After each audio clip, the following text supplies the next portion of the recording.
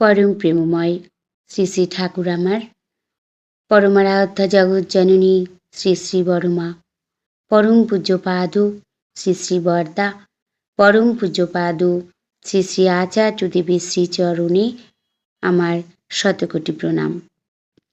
আমি শ্যামলী দেবনাথ, শ্যামার পরিবার চ্যানেলের সকল ভাই ও বোনেদের জানাই জয়গুরু ও ভালোবাসা। আমি শুরু করছি ইষ্ট প্রসঙ্গ আলোচনা। একটি ভাই এসে ঠাকুরকে বললেন, ঠাকুর, আপনি বাবা মাকে ভক্তি করার কথা বলেন, কিন্তু আমার বাবা মাকে মোটেই ভালো লাগে না, জোর করে কি ভক্তি হয়? আলোচনা প্রসঙ্গের চতুর্থ খণ্ডে পরম প্রেমময় শ্রী শ্রী ঠাকুর বলেছেন, বাবা মাকে ভালো লাগে না মানে নিজের জীবনকেই তোমার ভালো লাগে না।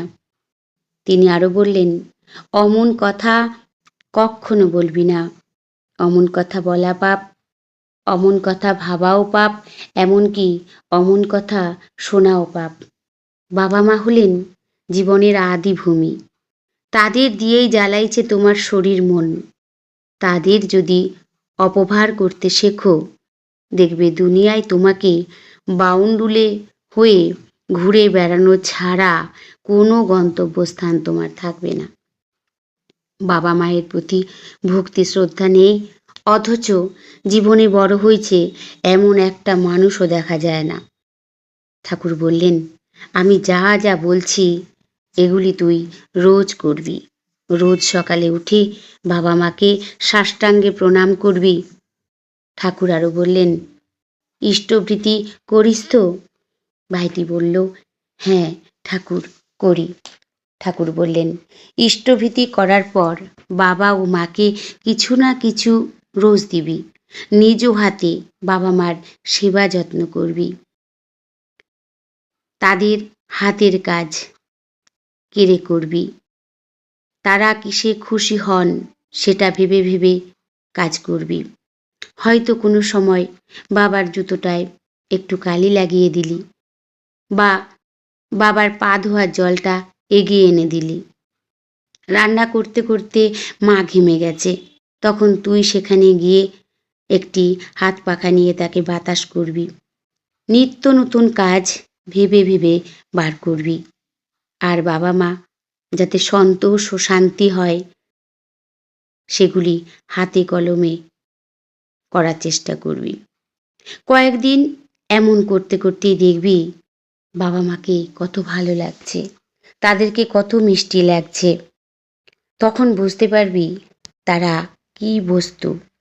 বাবা এবং মা এই জ্যান্ত দেবতাদের যদি খুশি করতে না পারিস, তারা যদি প্রসন্ন না হন, তাহলে কিন্তু সব দেবতার দরজায় তোর কাটা পড়ে যাবে। কারো প্রসন্নতা উৎপন্ন করা সম্ভব হবে না তোর পক্ষে। ঠাকুর কত সুন্দরভাবে এই ভাইটিকে বুঝিয়ে দিলেন।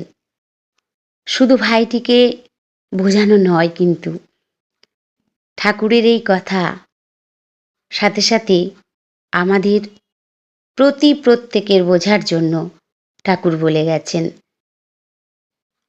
বাবা মাকে শ্রদ্ধা করা, তাদেরকে ভক্তি করা। এখনকার বাচ্চাদের দেখা যায় না। বাবা মাকে প্রণাম করার কথা যদি বলা হয়, বাবা মাকে প্রণাম করেছো? অনেক বাচ্চা আছে তারা হাসে। বাবা মাকে প্রণাম করতে অন্যান্য লোকের সামনে লজ্জা পায়, এমনও আছে। তাই ঠাকুর বললেন, বাবা মা হচ্ছে তোমার জ্যান্ত ভগবান। তাকে যদি তাকে যদি স্বস্তি, তাকে শান্তি, ভক্তি না দাও বা না করো, তাহলে কোনো দেবতার দরজায় তোমার আর ঠাঁই হবে না। সবার আগে বাবা মাকে ভক্তি করতে হবে, বাবা মাকে ভালোবাসতে হবে। কত সুন্দরভাবে ঠাকুর বলেছেন আমাদের। তাই আমাদেরকে নিজে করে করিয়ে শেখাতে হবে। কারণ আমরা যদি আমার বাবা মাকে, আমার শ্বশুর শাশুড়িকে না ভালোবাসি, তারা সেটা শিখবে কি করে? আমরা কি আমাদের বাবা মাকে প্রত্যেক দিন প্রণাম করি? কখনো করি না। তাহলে আমি কি করে আশা করব যে আমার সন্তান আমাদেরকে প্রণাম করবে বা ভক্তি করবে, বা তারা এটা শিখবে? অনেক বাচ্চা আছে হয়তো তারা লেখাপড়া থেকে সব কিছুতে ভীষণভাবে তাদের ট্যালেন্ট, কিন্তু ওইখানে তাদের দুর্বলতা, তারা ওখানে শিখে উঠতে পারেনি। অনেক অনেক সন্তান আছে এমন, তারা সেটা জানে না, কারণ তাদের ঘরে সেটা করা হয় না, তাই তো তারা শিখে উঠতে পারে না। আর তাই তো সেই সন্তান যখন বড় হয়ে ওঠে, তারা মুখে মুখে তর্ক করে, তারা বাবা মার কথা মানতে চায় না, বাবা মাকে বুঝতে চায় না। অনেক ঘর আছে, অনেক পরিবার আছে এমন। সেইভাবে তৈরি করতে হবে আমাদের। পরম প্রেমময় শ্রী শ্রী ঠাকুর বলেছেন, পিতায় শ্রদ্ধা মায়ে টান, সেই ছেলেই হয় সাম্যপ্রাণ। ঠাকুর তার বাবা মাকে ভীষণ ভালোবাসতেন। কিসে তারা খুশি হবেন সকল সময় তার সেই চেষ্টা ছিল। ঠাকুর নিজে করে করিয়ে আমাদেরকে শিখিয়ে গেছেন। তাই আমরাও চেষ্টা করব যেন আমাদের সন্তানগুলো তদ্রূপ হয়ে ওঠে। না হলে তারা তো সেই আদর্শ নিয়ে চলতে পারবে না, তারা সেইভাবে সৎ মানুষ হয়ে উঠতে পারবে না। এ দরজা সে দরজা ঘুরে বেড়াতে হবে, তাদের কোনো জায়গায় ঠাঁই হবে না। বাবা মাকে সবার আগে ভালোবাসতে হবে। তাই বাবা মা কি, ঠাকুর বললেন বাবা মা কি বস্তু, তাই বাবা মাকে সেভাবে বুঝতে হবে। বাবা মার হাতে হাতে তারা যাতে খুশি হন সেগুলি করতে হবে। তাতে কি হচ্ছে, উভয়ের পক্ষেই ভালো। কারণ সেই বাবা মাও বুঝতে পারছেন, বাহ, আমার সন্তানটি তো খুব সুন্দরভাবে তৈরি হচ্ছে, আর সন্তানটি ভাবছে আমি এই কাজটা করে দেওয়ার জন্য বাবা মার মুখে হাসি দেখছি, বাবা মা খুব খুশি হচ্ছেন।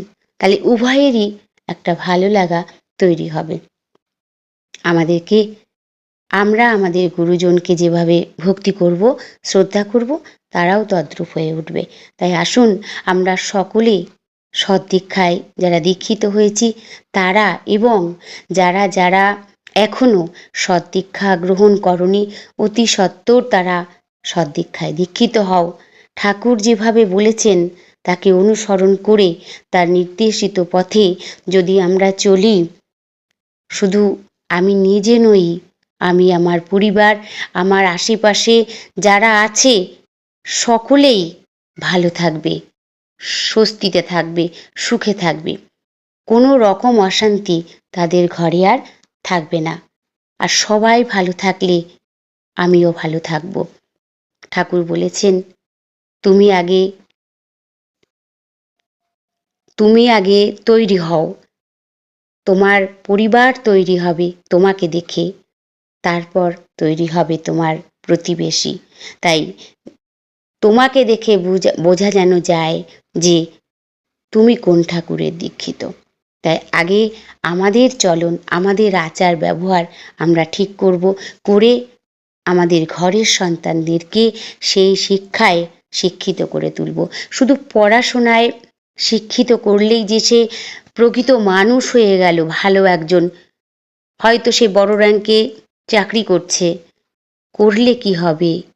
বাবা মাকে কিভাবে খুশি করা যায়, তারা কিসে খুশি হন, তারা এমনও সন্তান আছে সেটা তারা শেখেনি, সেটা তারা জানে না। ভালোবাসা এমন একটা জিনিস, ঠাকুর বলেছেন ভালোবাসাময় হয়ে উঠতে হবে, সবাইকে আপন করে তুলতে হবে আমাদের। আসুন আমরা সকলেই একসাথে তাকে অনুসরণ করে তার নির্দেশিত পথে চলার চেষ্টা করি। তিনি যেমনভাবে বলেছেন আমরা তদ্রূপ চলার চেষ্টা করি। তাহলেই আমাদের সংসার, আমরা সকলেই ভালো থাকব, আমরা সুস্থ থাকব। সবাই ভালো থাকবেন, সুস্থ থাকবেন। পরম দয়ালের শ্রীচরণে আমি সকলের জন্য মঙ্গল প্রার্থনা করি। জয় গুরু, বন্দে পুরুষোত্তমম।